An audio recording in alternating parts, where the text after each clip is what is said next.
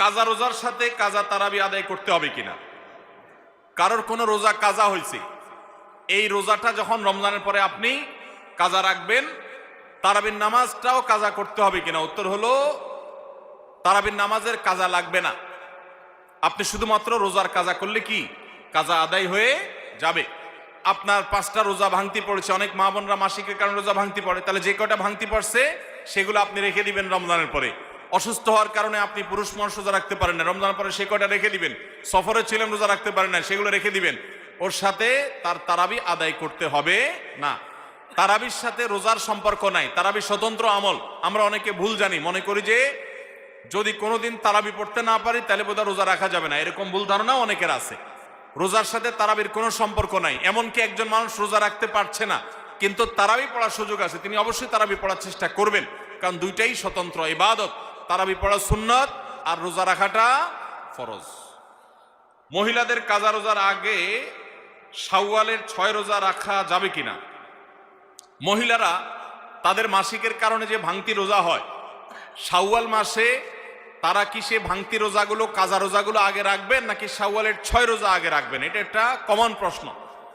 এই প্রশ্নের উত্তরে আমরা বলতে চাই, অনেক উলামা ইকরাম বলেছেন যে যেহেতু নবী করিম সাল্লাল্লাহু আলাইহি সাল্লাম শাওয়ালের 6 রোজার ফজিলত পাওয়ার জন্য রমজানের রোজা রাখাটাকে শর্ত দিয়েছেন এবং বলেছেন মান সামা রমাদান সুম্মা আতবাআহু সিত্তাম মিন শাওয়াল, যে ব্যক্তি রমজানের রোজা রাখলো এরপরে শাওয়ালে 6টা রোজা রাখলো, কানা কাসিয়ামিদ দাহার, সে সারা বছর রোজা রাখার সওয়াব পাবে।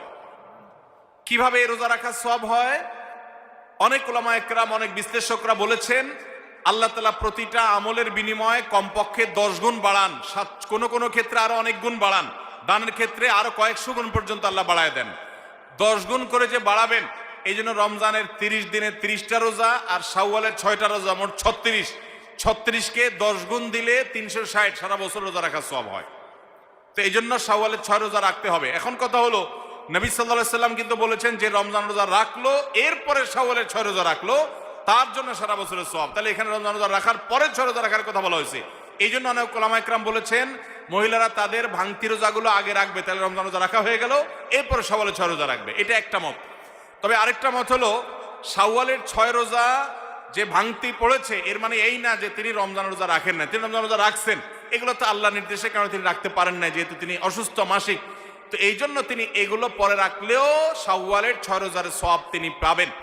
কারণ শাওয়ালের 6 রোজা তো শাওয়াল মাসে না রাখলে আর হবে না, পরে রাখলে আর হবে না, কিন্তু এই কাজাগুলো তো পরে রাখলেও আদায় হবে। তো উত্তম হলো কাজা আগে করে যদি শাওয়ালের 6 রোজা রাখতে পারেন সবচেয়ে উত্তম, না পারলে অন্তত শাওয়ালের গোয়া আগে রেখে কাজাগুলা পরে রাখলেও আশা করতে পারেন আল্লাহ তাআলা শাওয়ালের 6 রোজার ফজিলত দিবেন।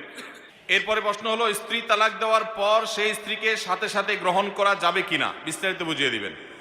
যদি কেউ স্ত্রীকে তালাক দেন তাহলে সেই স্ত্রীকে আবার সাথে সাথে ফেরত নেওয়ার সুযোগ থাকবে যদি সেইভাবে তালাক দেন যেটাকে বলা হয় প্রত্যাহারযোগ্য তালাক। প্রত্যাহারযোগ্য তালাক কোনটা?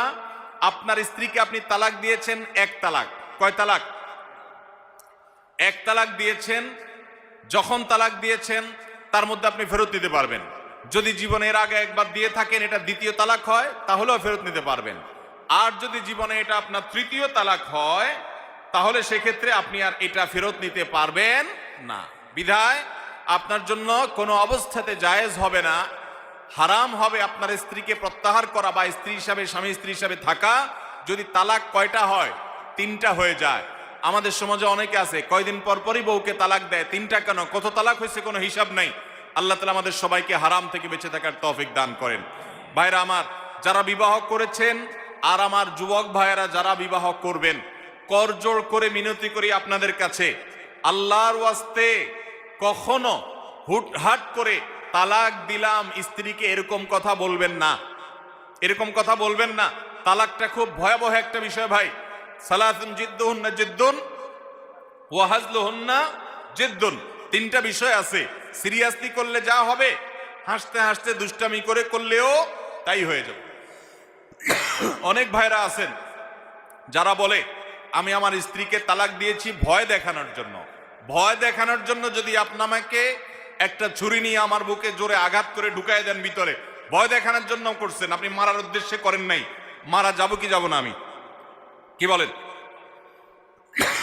আপনি কারোর পেটে যদি ছুরি ঢুকায় দেন, কারোর বুকে যদি ছুরি ঢুকায় দেন, লোকটা তাকে মারার উদ্দেশ্যে দেন না, আপনি ভয় দেখানোর উদ্দেশ্যে দিয়েছেন, কিন্তু জায়গা মতো লেগে গেছে, লোকটা মারা যাবে কি যাবে না? তালাক এরকম। খবরদার, বউয়ের সাথে চুন থেকে নুন কষলেই তালাকের কথা বলবেন না, এগুলা ছোট লোকই, এগুলা করবেন না। অনেক মহিলারাও আছে এখন, আজকাল অবশ্য পুরুষদের চাইতে মহিলারা তালাক আরো বেশি দেয়। কথায় কথা কথায় কথা গাট্টি গোল করে বাবার বাড়িতে দৌড়। আল্লাহ আমাদের মা বোনদেরকে হেদায়েত দান করুন।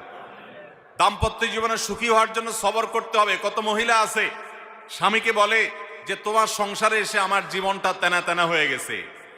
এই তেনা তেনা হওয়ার কারণে উনি খেতা খেতা হওয়ার জন্য চলে যায় আর একটু ভালো জায়গায়, এরপরে যায় দেখে যে আগের তেনাই বরং ভালো ছিল। আল্লাহ তাআলা আমাদেরকে ধৈর্য ধারণ করার তৌফিক দান করুক। বাংলাদেশে দাম্পত্য জীবনে মানুষ বেশিরভাগই সুখী নই আমরা। দাম্পত্য জীবন আমাদের খুব খারাপ যাচ্ছে, দাম্পত্য সম্পর্কগুলো ঠুনকো হয়ে যাচ্ছে, ভয়াবহ অবস্থা। এজন্য স্বামী এবং স্ত্রী উভয়কে সবর এবং শুকরের চর্চা করতে হবে, ধৈর্য এবং কৃতজ্ঞতা। আল্লাহ আমার স্ত্রীর মধ্যে যা দিয়েছে, অনেক স্ত্রী সেটা নাই। আমার স্বামীকে আল্লাহ যা দিয়েছেন, অনেক স্বামীর কাছে সেটা নাই। এটা বিশ্বাস রাখতে হবে মনে প্রাণে, এবং সবর করতে হবে যে আমি যে কষ্টে আছি এর চাইতে কষ্টে আরো অনেকে আছেন, অতএব সবর করব। সবর এবং শুকর ছাড়া কখনো দাম্পত্য জীবনে সুখী হতে পারে না মানুষ। আমরা সবাই সেই চেষ্টা করব তো ইনশাআল্লাহ। আল্লাহ আমাদের তৌফিক দান করুন। পিল খেয়ে মাসিক বন্ধ রেখে রমজানের রোজা রাখা যাবে কিনা?